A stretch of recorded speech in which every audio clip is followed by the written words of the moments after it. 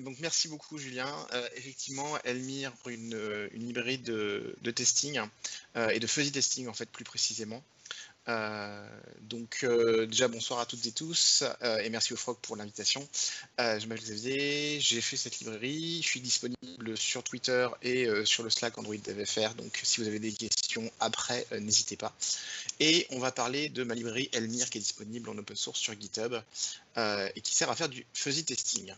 Donc pour commencer, on va se poser des questions sur un test qui peut paraître tout bête, mais qui va être bancal. Et la principale raison pour laquelle c'est bancal, c'est qu'on a des valeurs qui sont fixées dans le dur, c'est-à-dire le email et le host, qui servent en fait dans notre test pour extraire l'hôte d'une adresse email, sont des valeurs qui sont hard-codées. Et c'est un gros problème parce que quand on a des constantes dans les tests, c'est-à-dire qu'on ne teste qu'une seule et même valeur à chaque fois. Et donc ça, c'est un gros problème parce que du coup, en fait, vous ne dites pas que votre test ne valide pas votre fonctionnalité en général, il valide juste la fonctionnalité sur cette valeur de test-là et juste cette valeur uniquement. Et en plus, le gros problème, c'est que les êtres humains sont toujours très mauvais pour générer des valeurs aléatoires. D'où l'origine de cette librairie que j'ai commencé à écrire il y a 3 ans, et donc que j'améliore au fur et à mesure des années. Le principe de base, c'est qu'on a toujours 3 étapes dans les tests, arrange, act, assert, et donc dans la partie arrange, on va générer des données aléatoires mais contrôlées.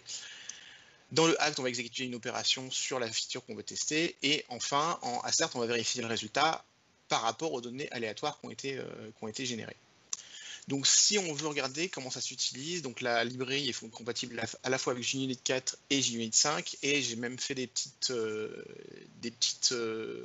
outils d'intégration dans Spec si vous utilisez Spec. Mais là on va se concentrer principalement sur JUnit. On va avoir donc comme d'habitude une rule qui va être ma forge rule. Et à partir de ça, on va pouvoir générer des valeurs. Ceux qui ont l'habitude de Mockito, on va retrouver à peu près le même principe avec les annotations qui vont permettre de générer des valeurs. Dans la première, le InForgery, on va dire, bah voilà, je veux une valeur entière qui soit entre 13 et 42, et à chaque test, on aura une valeur entière qui est entre 13 et 42, mais aléatoire. Dans le deuxième, le StringForgery, on va dire, bah voilà, moi je veux une chaîne de caractères qui va matcher l'argx que j'ai passé en paramètre. Et donc on va forcément avoir une regex, une chaîne de caractères qui va forcément valider l'argx, mais qui va être différente et aléatoire à chaque fois. Pareil, si vous avez des enums, juste avec la notation add-forgery, à chaque fois on aura une valeur de l'enum différente, mais qui sera toujours une valeur de l'enum que vous avez choisi.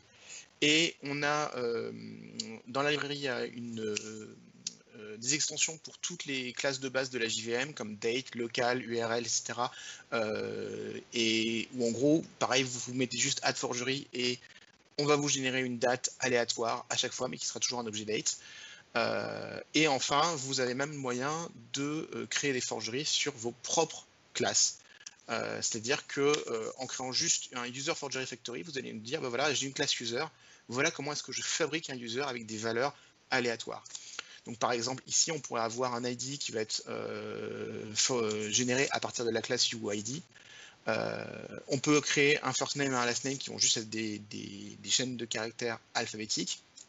Et encore, ici, on peut avoir des emails qui vont juste être basés sur une regex définie à l'avance. Et bien évidemment, ça c'est juste un petit extrait de ce que peut faire, de tout ce que peut faire la librairie, mais ça donne un avant-goût. Et donc à partir de ça, à chaque fois que vous allez lancer les tests, vos valeurs vont être différentes à chaque fois. Le problème, vous allez me dire, c'est que si les valeurs sont différentes à chaque fois, comment est-ce que je fais pour comprendre pourquoi mon test a échoué, si jamais votre test échoue? Et bien en fait, la librairie va permettre de faire des tests reproductibles, puisque à chaque fois que le test va échouer, vous allez avoir un message de ce type-là qui va vous dire, ben voilà, telle méthode de telle classe a échoué, avec une graine, donc la graine qui va servir à faire la génération aléatoire, donc seed, qui va être donnée en hexadécimal. Et il va vous donner la ligne de code à rajouter dans votre classe de test pour reproduire exactement de la même manière le test. C'est-à-dire que quand vous allez donner une graine, une seed aléatoire, enfin une seed, une valeur de seed, les valeurs qui seront générées sont toujours générées exactement de la même façon, de manière garantie. Ce qui veut dire qu'on peut reproduire exactement le test qui a échoué et mettre des breakpoints et le suivre en pas à pas et voir exactement quelle valeur a été générée.